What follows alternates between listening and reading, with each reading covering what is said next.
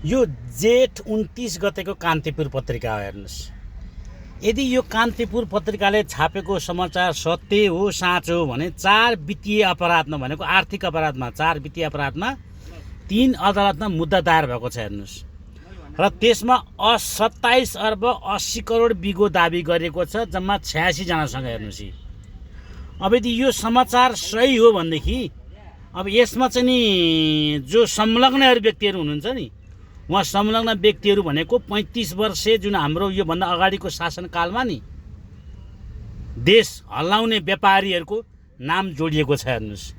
अब यो नाम जोडिँदै गर्दाखेरि त्यतिखेरको सरकारले उहाँहरूलाई नि के गरेको त संरक्षण गरिएको थियो भन्ने चाहिँ कुरो यहाँबाट एउटा प्रष्ट हुन आउँछ। जुन यो घटनामा संलग्न भएका व्यक्तिहरूको नाम हेर्दाखेरि हेर्नु, यस वित्तीय अपराधमा संलग्न व्यक्तिहरूको नाम यहाँ छ, हेर्नुहोस्।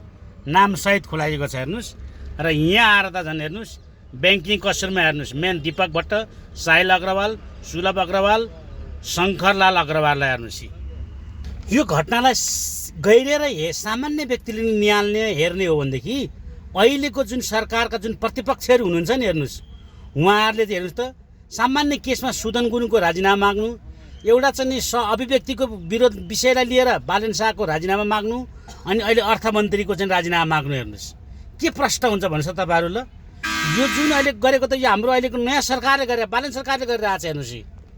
हो, त्यही भएर जुन प्रतिनिधि सभामा अहिले जुन बैठक सञ्चालन हुँदा जसरी नौटङ्की देखाइरहेको छ नि प्रतिपक्षीहरूले, त्यसबारेमा जनता सजग हुन अनिवार्य छ।